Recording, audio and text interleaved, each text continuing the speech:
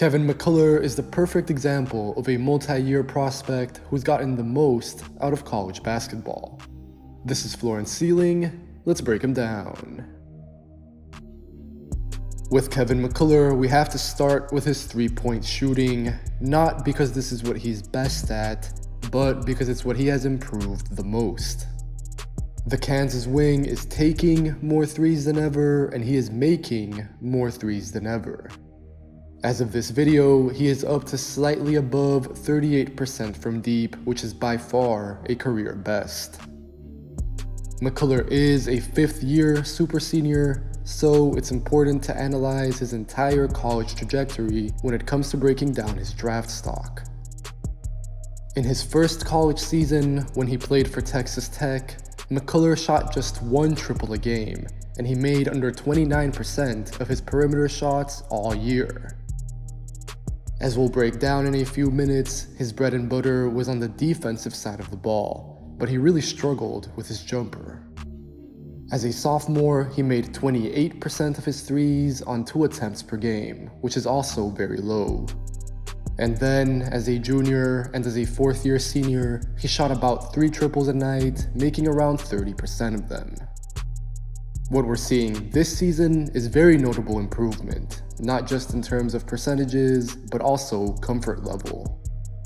McCullar doesn't only take wide open threes. He moves into his catch and shoots, he rises up out of screens, and he's making highly contested looks, some of which even come off the dribble. Now, one could argue that this higher percentage and volume could be a one-off for the Kansas playmaker. But his gradual improvement over 5 seasons, both with his attempts and his makes, lead me to believe that McCullar truly has improved his shot, at least to some extent. But this idea is worth thinking about. After all, this is McCullar's first season shooting above 30% on high volume. For the first time in his college career, McCullar is playing on a team that is truly his. His current usage rate of 27.5% is a full 8 percentage points higher than it was last season. That means that everything runs through him in a way that will not happen in the NBA. Prior to this year, his jumper was much more inconsistent. And again, although I buy the improvement, it could also be a case of getting into a much better rhythm as a focal player rather than as a role player, which is what McCullar projects as in the NBA. If his figures from 3 dip to 31% or lower again, then it becomes tougher to keep him on the floor. And if this is an issue that persists, then teams might not be as patient with a prospect who will already be 23 on his draft night. The elephant in the room here probably is McCullar's unorthodox form. I think he has solid touch, although not great, but it's more so McCullar's prep, loading time, and release, which take a few moments and look sort of weird. McCullar's elbow is super bent in, and his nose almost touches his shoulder when he lifts the ball up. Personally, I'm not a massive stickler about shooting forms. As long as the shot goes in, it's repeatable, and it's relatively quick, I'm good. But this is all worth thinking about because I think he could struggle to get this shot off consistently in the NBA. McCullar has been efficient this season with a near 61 true shooting percentage, while averaging a little under 20 points on career high usage. Everything so far has pointed towards him being a winner at the college level, which should count for something. But as he prepares for the next level in the NBA, his role is almost certainly going to be scaled back down. At Kansas, specifically this season after Jalen Wilson's departure, McCullar is having the chance to create his own shot off the bounce way more. I don't anticipate that he'll take too many of these shots going forward, so even if McCullar misses, I'm broadly fine with that. I am interested in the process though, because like I hinted at, I think there are certain situations where his somewhat complicated shot can cause some issues.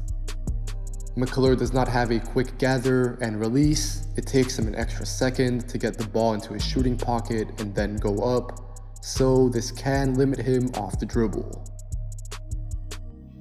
This also happens out of screens, so I feel like NBA teams are going to want to continue speeding up McCullar's jumper. Where I think the Kansas prospect really shines is as a connective, do-it-all piece. McCullar is an interesting first-round pick because he might not excel at any one thing, but he is very well-rounded in just about everything. For example, if his three-pointer continues to fall, then he has the size, handle, and touch to attack closeouts. He might mostly be contained to straight-line drives, and his touch might not be amazing, but all of this is good enough to be effective in a paired-down role. This season at Kansas, McCullar has been pretty effective as a slasher. Again though, keep in mind that he's playing with the ball in his hands way more than he will be in the NBA. For Kansas though, he might as well be considered their point guard sometimes, since everything more or less runs through him. In the league though, I expect him to be more of a 3 who probably plays off the ball and out of the corners a lot of the time. But McCullar is an adaptable player, so I don't expect this to be an issue, and it probably gives him an even bigger chance of succeeding in the NBA. Even assuming that he'll start most possessions in the corner, McCullar will still have to make decisions, which is why I'm highlighting this portion of his game. McCullar knows how to attack a defense, and he understands how to make reads. He can attack a mismatch, and he uses his body well to create contact for either separation or free throws. In his 5th college season, about 45% of his shots have been at the rim, compared to just about 36% last season. The Kansas playmaker is self-creating his drives a lot more as well, which is impressive considering that his efficiency at the rim has stayed similar. This slashing and scoring carries over to transition, which I think will definitely be useful in the NBA. McCullar is a strong defensive rebounder, and this season he's been empowered to grab and go off of misses. This has benefited him, but he's always been someone who crashes the defensive boards. The Kansas wing has some on-ball skill, but I don't think he's great at navigating tighter spaces, so pushing in transition and in the open court helps him out. McCullar's biggest improvement point as a finisher, no doubt, is that he needs to keep getting better at slowing down. Too often, I feel like McCullar plays at full throttle when he gets downhill. He's a good athlete, although not a spectacular one, so I don't think he can afford to just put his head down and barrel towards the basket. This is especially the case if McCullar has to play in traffic, which is when he can really get sped up. McCullar can bump into defenders, lose his balance, and take awkward shots at the rim, which honestly have the means to be better and closer looks. We've seen some flashes of a Euro step, but I'm not sure that McCullar is fully in control of it yet. Like I mentioned earlier, McCullar's ball handling is alright, but it is limited without much shake and changes of direction.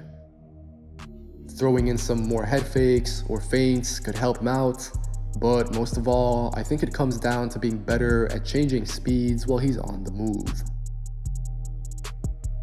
I would also like to see some improvements in the post, so that McCullar can be a mismatch in even more ways. Generally, he's physical with how he plays, which is good. McCullar doesn't mind throwing his weight around or bumping against defenders, but I'm not sure that he's very good yet at carving out angles to finish. He can get caught underneath the rim or allow his defender to get back into the play too easily. We've seen some glimpses though, so I wonder if McCullar can build on stuff like this where he's bullying a much smaller defender. Then, McCullar is also a very smart player off the ball. This is no surprise. Since he struggled knocking down jumpers in his first 4 college seasons, he had to find other ways to be a threat without the rock in his hands. McCullar is smart at recognizing when defenders are ball watching or fall asleep. Then he moves into the other team's crevices where his safe hands and athleticism come into play. McCullar is not going to jump out of the gym, but his balance is fine, his arms are long, and his frame is built. All of this cutting is also directly linked to his shooting. If he stays in the high 30s, then defenses have to play McCullar tight on the perimeter, they cannot sag off of him, so in turn he'll have more room to cut and dive to the basket. Finally, I also like McCullar's playmaking. I don't think that he makes wildly creative reads or anything like that, but he consistently makes good decisions. Like here, McCullar uses the screen, he sees the Indiana defender coming over to help at the nail, and he understands this means there's a wide open shooter for an easy three. In his final college season, McCullar is averaging 4.5 assists per game while posting his highest ever assist rate. Like I said earlier, this comes on much higher usage while being the go-to guy for Kansas, and he's not turning the ball over that much, so this is very impressive. Again, McCullar is not going to have as many on-ball responsibilities in the NBA, but he is still going to have to make decisions, particularly since he is a 23-year-old rookie, so the hope is that he gets on the court fairly early. This year, he's done very well to prove that his on-ball flashes from previous seasons were not a mirage. McCullar can genuinely facilitate for others, but I also think that while establishing himself as a capable playmaker, something which, don't get me wrong, is very good, he's also not at the level to be a full-time, on-the-ball guy in the NBA, and he will thrive as much more of a connective piece.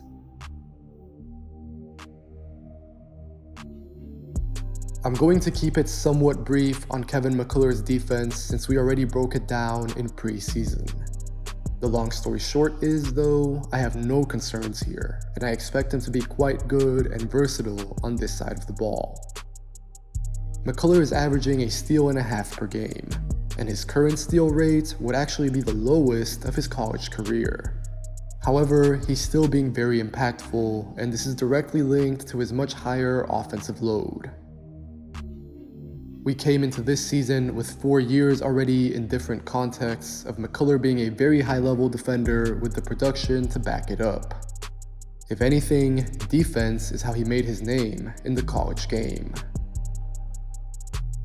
McCullar keeps attackers in front, he slides with ball handlers, and he is adept at walling off drives to the rim. He also navigates screens, and then with his wingspan as well as his anticipation, he is impactful with his contests and productive racking up steals and deflections. Keep in mind, McCullar has really strong positional size at 6'7" with a 6'9" wingspan. Looking towards the NBA, the Kansas prospect projects as a multi-positional defender on all sorts of ball handlers. This can mean both guards and wings, and that is very valuable nowadays, given that the league is increasingly shifting towards lineups where every player can handle the ball to some extent. I like Kevin McCullar quite a bit, but more as a top 25 pick rather than in the lottery like I've been seeing. Maybe this is my propensity to bet on younger prospects in general, but keep in mind, McCullar will be 23 going into the NBA, so in my opinion, he needs to contribute almost immediately. Right now, he's also playing a much bigger role at Kansas than he ever will at the next level. So I wonder how much of his stock surging can be attributed to that, even though he is a very good player. After all, he won't average 20 in the NBA, and I'm still a little hesitant about his three-pointer. But still, McCullar is a mature prospect who I trust on the court. He can do a bit of everything at a very good level, and of course, it is worth noting that he's being more efficient than ever, with more responsibilities than ever, while scoring more, improving from three, and facilitating at a higher rate. His defense, like I've been saying since last season, projects really well, particularly in more of a scaled down offensive role, more similar to the one that we saw in his first 4 college seasons. As always, if you enjoyed this video, make sure to leave a like, make sure to leave a comment telling me what you think of Kevin McCullar, and if you want to watch more content like this, make sure to subscribe. Take care, and I'll catch you guys next time.